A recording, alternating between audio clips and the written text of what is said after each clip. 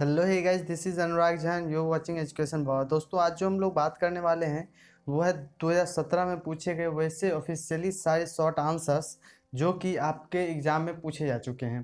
तो यहाँ पे वैसे सारे क्वेश्चंस को हम लोग डील करने वाले हैं और ये सारे क्वेश्चंस आपके लिए बहुत ज़्यादा महत्वपूर्ण हो जाते हैं, क्योंकि कभी कभी पीछे के साल में जो पूछे गए क्वेश्चंस हैं उसी को रिपीट कर दिया जाता है। तो इस लिहाज से ये सारे क्वेश्चंस आपके लिए बहुत ज़्यादा महत्वपूर्ण है। तो चलिए शुरू करते हैं आज 2017 के सारे शॉर्ट आंसर्स एंड क्वेश्चंस। तो चलिए देख लेते हैं यहाँ पे। और दोस्तों, यदि वीडियो पसंद आए तो एक लाइक जरूर करिएगा, ठीक है।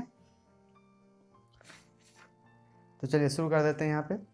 आपका जो पहला क्वेश्चन है, लिथियम BCC रवा बनाता है। अगर लिथियम की इकाई सेल को एक तरफ की जो लंबाई है वो 351 पिकोमीटर है, यानी कि PM है। तो इसके त्रिज्या की गणना कीजिए। तो उसके त्रिज्या की यहाँ पे एक एग्जांपल देख लीजिए। एग्जैक्टली यही नहीं होता है इसका स्ट्रक्चर, बट एक ओवरव्यू आपको समझाने के लिए यहाँ लिया गया है ना। तो यहाँ पे जो है देखिए, एक साइड का जो भुजा है उसका लंबाई कितना है, तो 351 पिकोमीटर है ना। तो यहाँ पे अब देख लेते हैं हम लोग BVC यानी कि बॉडी क्लोज क्यूबिक के लिए R √3/4 × A, ठीक है। फार्मूला BVC के लिए जो है त्रिज्या का क्या हो जाएगा फॉर्मूला, √3/4 × A, ठीक है। A यानी कि साइड भुजा। तो यहाँ पे देख लीजिए, आपका मान पुट कर दीजिएगा A का, ठीक है। तो A का मान पुट करेंगे तो क्या हो जाएगा, √3/4 × 351 पिकोमीटर। अब √3 का मान यहाँ पे पुट करेंगे 1.732/4 × 351 हो जाएगा यहाँ पे, ठीक है। मिस्टेक है थोड़ा सा, तो 51 हो जाएगा 351। इसको जो है आप लोग देख लीजिएगा, ठीक है, गुना भाग करके। यहाँ पे जो है मैंने इसको जो है वीडियो लंबा हो जाएगा इसलिए जो थोड़ा सा कैलकुलेशन गैप लिया है। तो यहाँ पे जो है आपका 151.98 पिकोमीटर जो है आपका सही आंसर हो जाएगा, है ना। इसको इत्मीनान से देखिए आप लोग, कोई दिक्कत नहीं होगा, ठीक है, क्योंकि ये सारे क्वेश्चंस आपको भी पता है कि कितने इंपॉर्टेंट है। तो इसको आराम से और ध्यान से देखिए। निश्चित रूप से ये सारे क्वेश्चंस आपके लिए बहुत बहुत मायने रखते हैं। तो यहाँ पे आप दूसरा क्वेश्चन देखिए, बिल्कुल ईजीएस्ट टर्म में मैं आपको समझा दूंगा। तो यहाँ पे पूछा कि फैराडे के विद्युत विच्छेदन के दूसरे नियम को लिखें एवं उसका वर्णन करें। अब देखिए, यहाँ पे वर्णन देखिएगा और आप लोग शुरू हो जाते हो, है ना, कि चलो लंबा लिखना है। लेकिन यहाँ पे ध्यान रखिए आप लोग, 2 मार्क्स का क्वेश्चन है और 2 मार्क्स के क्वेश्चन के लिए जो है साइंस में 30 से 40 क्वेश्चंस वर्ड जो है 30 से 40 वर्ड काफ़ी होते हैं। तो इस पे इतना में ही जो है लिख देना है हम लोगों को, है ना। तो यहाँ पे देख लीजिए, आपका जो है श्रेणी क्रम में जोड़े गए जितने भी विद्युत अपघट्य होते हैं, यदि उससे जो है एक ही विद्युत धारा गुजारा जाए, ठीक है। जितने भी श्रेणी क्रम में जो है जोड़े गए विद्युत अपघट्य हैं के विलयन को, अगर उससे एक ही विद्युत धारा को गुजारा जाए तो उससे जो मुक्त होता है ना पदार्थ की मात्रा, वो जो है उसके रासायनिक तुल्यांक के बराबर होता है, उसके रासायनिक तुल्यांक के बराबर होता है। देखिए यहाँ पे मैंने लिख दिया है, ठीक है। x/y = E1/E2। एक्स और वाई देखिए यहाँ पे क्या हो जाएगा, x y जो है पदार्थ की मात्रा है और E1 और E2 क्या है, आपका तुल्यांकी भार है ना। तो इसको याद रखिएगा, क्योंकि ये क्वेश्चन आपके लिए ऑब्जेक्टिव में भी सीधे सीधे पूछ सकता है ना। तो इसको, इस फार्मूला को याद रखिएगा आप लोग। चलिए, उसके नेक्स्ट क्वेश्चन है आपका, विशिष्ट चालकता एवं मोलर चालकता क्या है। विशिष्ट चालकता एवं मोलर चालकता क्या है। तो विशिष्ट चालकता जो है प्रतिरोध का व्युत्क्रमानुपाती होता है, आप लोगों को पता होगा, है ना। प्रतिरोधकता क्या होता है, विशिष्ट चालकता जो है प्रतिरोधकता का उल्टा होता है, ठीक है। और प्रतिरोधकता जो है विशिष्ट चालकता का जो है उल्टा होता है, ऐसा भी क्या कहा जा सकता है ना।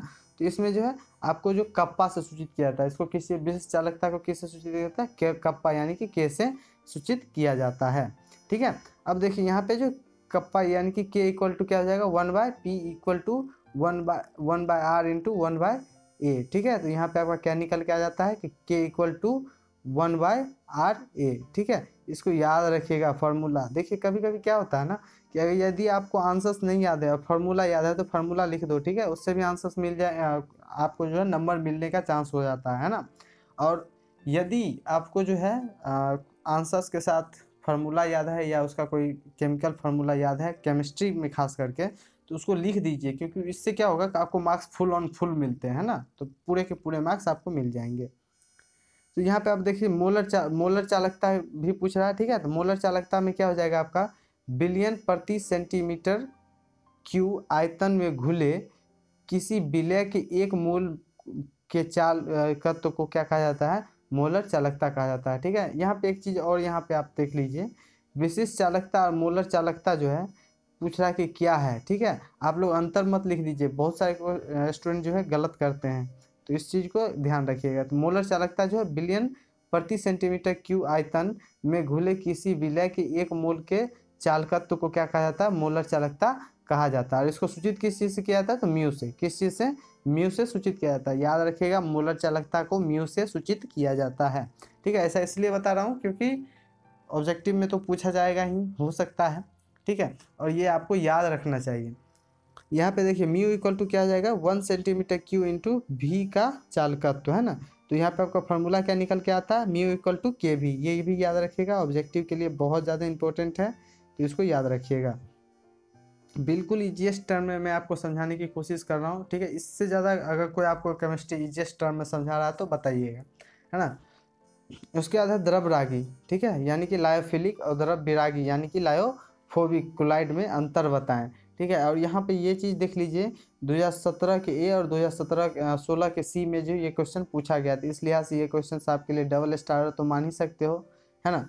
तो इसको याद रखिएगा। चलिए, तो यहाँ पे कुछ अंतर देख लेते हैं हम लोग। वैसे आपको जो है ना, यहाँ पे 2 मार्क्स का क्वेश्चन है, आप 3 यदि अंतर लिख देते हो तो आपको मार्क्स पूरे मिल जाएंगे, लेकिन मैंने यहाँ पे 5 लिख दिया ताकि आपको कोई 3 भी याद रहे तो याद लिख दोगे, है ना। यहाँ पे देख लीजिए, केवल परिक्षेपण माध्यम के संपर्क से ही अस्थायी कोलाइड बनाते हैं, लेकिन यदि 5 नंबर में पूछे तो सारा लिखना, है ना। केवल परिक्षेपण माध्यम से संपर्क करके ही अस्थायी कोलाइड जो है बनाया जा सकता है, ठीक है। या फिर इसको ऐसे भी लिख दो आपको, ठीक है, कि लायोफिलिक कोलाइड को बनाना आसान होता है, ठीक है। और लायोफोबिक, तो इसका मतलब क्या है, लायोफोबिक को जो है बनाना थोड़ा सा मुश्किल होता है। क्यों मुश्किल होता है, क्योंकि इनमें विशिष्ट विधियों का उपयोग किया जाता है। क्योंकि इनमें जो है लायोफोबिक में विशिष्ट विधियों का उपयोग किया जाता है, जबकि लायोफिलिक में जो है प्रक्षेपण माध्यम के संपर्क से ही जो है अस्थायी कोलाइड बन जाते हैं। तो ये चीज़ आप लोग याद रखोगे, याद हो गया होगा। चलिए नेक्स्ट देख लेते हैं अंतर। इनके कण जो है, लायोफिलिक कोलाइड के कण जो है बड़े होते हैं, जबकि लायोफोबिक कोलाइड के कण अपेक्षाकृत छोटे होते हैं, ठीक है। अपेक्षाकृत हमेशा लिखना, ठीक है। तो यहाँ अपेक्षाकृत छोटे होते हैं। नेक्स्ट क्वेश्चन है, ये अधिक अस्थायी होते हैं, और लायोफोबिक क्या हो जाएगा, अपेक्षाकृत कम अस्थायी होते हैं। क्या होते हैं, कम अस्थायी होते हैं। उसके बाद चलिए देख लेते हैं चौथा जो है आपका, अवक्षेपण के लिए अधिक विद्युत अपघट्य की आवश्यकता होती है। अब यहाँ पे देखो, जो कोलाइड, ठीक है, यानी कि लायोफिलिक कोलाइड जो है अस्थायी होता है, तो इसको तोड़ने के लिए अधिक ऊर्जा की आवश्यकता होगी ना, ठीक है। तो याद रखिएगा कि लायोफिलिक का जो है अधिक अस्थायी होता है और अधिक विद्युत अपघट्य की आवश्यकता होती है ना। और यहाँ देखिए, ये अपेक्षाकृत कम अस्थायी होता है, तो इसको अवक्षेपित करने के लिए क्या, अपेक्षाकृत कम विद्युत अपघट्य की आवश्यकता होती है ना। तो याद हो गया होगा आप लोगों को। इसके बाद है, इसका वाष्प दाब उच्च होता है। क्या होता है, लायोफिलिक का वाष्प दाब उच्च होता है, और लायोफोबिक का वाष्प दाब क्या होता है, निम्न होता है। तो याद हो गया होगा आप लोगों को। यदि आपको लगे कि एक बार में नहीं याद हो रहा है तो दोबारा से देख लो, ठीक है। वीडियो पीछे भी कर सकते हो आप लोग, ठीक है। तो यहाँ पे आप देखो, 5वां क्वेश्चन आपका जो आ रहा है, 2017 में पूछा गया था ये क्वेश्चन, कि एल्युमिनियम एवं तांबा के मुख्य अयस्कों एवं उसकी संरचना को बताएं, ठीक है। तो अब मैं यहाँ पे आप लोगों को बार बार, मैंने कई वीडियो में इसका चर्चा किया है कि लोहा, ठीक है, उसके बाद कॉपर और एल्युमिनियम, मैग्नीशियम को भी ले सकते हो, ठीक है। लेकिन ये 3 जो है ना, 3 का जो अयस्क निष्कर्षण का सिद्धांत है, इसको निश्चित तौर से आप लोग याद रखो, ठीक है। क्योंकि मैंने मोस्ट ऑफ द ईयर में देखे हैं कि आप लोगों को जो है पूछ लिया जाता है, किसी एक का जो है निश्चित तौर से पूछ लेगा आपको, ठीक है। तो कोई एक याद निश्चित तौर से रखिए, और कोई 2 नंबर में नहीं, ये 5 नंबर में पूछता है आप लोगों को, ठीक है। तो चलिए उसके बाद देख लेते हैं, इसका आंसर देख लेते हैं, ठीक है। तो यहाँ पे आप बॉक्साइट एवं क्रायोलिटिक क्या होता है, एल्युमिनियम के अयस्क होते हैं। बॉक्साइट और क्रायोलेट के फॉर्मूला लिख दो। उसके बाद कॉपर पायराइट तथा क्यूब पायराइट जो है, जो तांबा का मुख्य अयस्क होता है, कॉपर पायराइट का जो अनुसूत्र होता है CuFeS2, और क्यूब पायराइट Cu2O होता है ना। तो ये सारी चीज़ें आप लोग याद रखो, ठीक है। तो ये क्यों, आप बिल्कुल आराम से देखो, टर्म बिल्कुल इजीएस्ट टर्म में जो है आपको मैं समझा दूंगा चीज़ें। उसके बाद है कि रिक्त स्थानों की पूर्ति करें। ठीक है, रिक्त स्थानों की पूर्ति करें। अब दे देगा आपको केमिकल रिएक्शन और बोलेगा कि इसमें जो है क्या प्रोडक्ट बनेगा, या फिर प्रोडक्ट दे देगा आपको, उससे रिएक्टेंट पूछ लेगा। ठीक है, तो यहाँ पे आप लोग देख लीजिए क्या रिएक्टेंट क्या दिए हुए हैं, CH3 CH2 COAG। ठीक है, और Br2। अब इसको जो है CCl4 के जो उपस्थिति में इसको रिएक्शन करवाया जाता है, तो अब क्या बनाएगा। ठीक है, इसको क्या बोला जाता है, सिल्वर इथेन बोला जाता है, CH3 CH2 COAG को, है ना। तो अब देखिए यहाँ पे जो है दे दिया dash dash plus CO2 plus dash dash. अब देखिए डैश डैश की जगह पे आपको प्रोडक्ट का नाम देना है। तो यहाँ पे पहला जो प्रोडक्ट आपका बनाएगा वो क्या बनाएगा, CH3 CH2 Br, यानी कि ब्रोमो इथेन बनाता है। क्या बनाता है, ब्रोमो इथेन। और उसके बाद क्या दूसरे जगह पे आप क्या भरोगे, AgBr। ठीक है, सिल्वर ब्रोमाइड। चलिए उसके बाद हम लोग देख लेते हैं दूसरा जो आपका बी ऑप्शन, बी क्वेश्चन है कि मिथेन साइक्लोन जो है, मिथाइल साइक्लोन साइक्लोहेक्सेन, माफ़ कीजिए यहाँ पे टंग में स्लिप कर रहा है यहाँ पे, तो मिथाइल साइक्लोहेक्सेन। ठीक है, मिथाइल साइक्लोहेक्सेन जो है Cl2 से 383 केल्विन टेम्परेचर पर रिएक्शन करता है। तो क्या क्या बनाएगा, यहाँ पे देख लीजिए, यहाँ पे पूछ रहा है कि क्या क्या बनाएगा। तो यहाँ पे बनाएगा एसिटिलीन क्लोराइड साइक्लोहेक्सेन। क्या बनाएगा, एसिटिलीन क्लोराइड साइक्लोहेक्सेन। ठीक है, या एसिटिलीन साइक्लोहेक्सेन क्लोराइड भी ऐसे बोल सकते हो। ठीक है, तो यहाँ पे जो है आपका देख लीजिए स्ट्रक्चर भी मैंने लिख दिया, तो इसको याद रखिएगा चीज़ को। ठीक है, इसको याद रखिएगा। और दूसरा प्रोडक्ट क्या बनाएगा आपका, हाइड्रोक्लोरिक एसिड HCl बना देगा, है ना। उसके बाद चलिए नेक्स्ट आप देख लीजिए, फिर से आपका आ गया रिएक्शन को फुलफिल करने के लिए। यहाँ पे पूर्ण प्रतिक्रिया को लिखे पूछ रहा है। अब देखिए यहाँ पे आपका पूछ रहा है कि बेंजीन नाइट्रोजियम क्लोराइड जो है, बेंजीन नाइट्रोजियम क्लोराइड। अब देखिए CuCl या फिर HCl से के साथ जो है रिएक्शन कर रहा है, तो अब क्या बनाएगा। ठीक है, तो यहाँ पे बनाएगा आपका 1 क्लोरोहेक्सेन बनाएगा, या फिर और N2 बनाएगा। क्या बनाएगा, 1 क्लोरोहेक्सेन और N2 बना देगा यहाँ पे। ठीक है, तो रिएक्शन मोस्टली याद रखिएगा, क्योंकि ये जो है आपका रिएक्शन से कम 6 क्वेश्चन तो निश्चित तौर से लगभग ईयर में पूछे गए हैं। ठीक है, लगभग ईयर में, तो ये याद रखिएगा। उसके बाद जो है ये सारे आपके जो रिएक्शंस हैं, ये बहुत ज़्यादा महत्वपूर्ण भी हैं, है ना।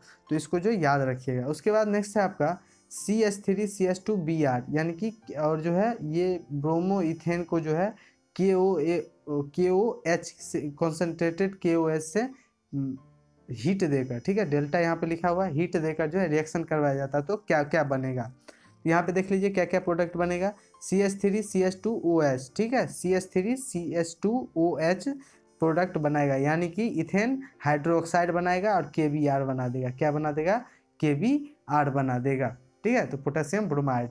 तो ये सारी चीज़ें आपके लिए बहुत ज़्यादा महत्वपूर्ण है। हाँ, कुछ शॉर्ट आंसर्स अभी भी बचे हुए हैं इसके, और उसके बाद लॉन्ग आंसर्स हैं, तो इसको मैं अगले वीडियो में डिस्कस कर लेंगे हम लोग। ठीक है, तो आज के लिए इतना ही, फिर मिलते हैं। और ऑब्जेक्टिव जितने भी हैं 2016 और 17 के पूछे गए, वो आपका जो लिंक डिस्क्रिप्शन में मिल जाएगा, तो वहाँ से जाके आप लोग देख सकते हो। तो आज के लिए इतना ही, धन्यवाद।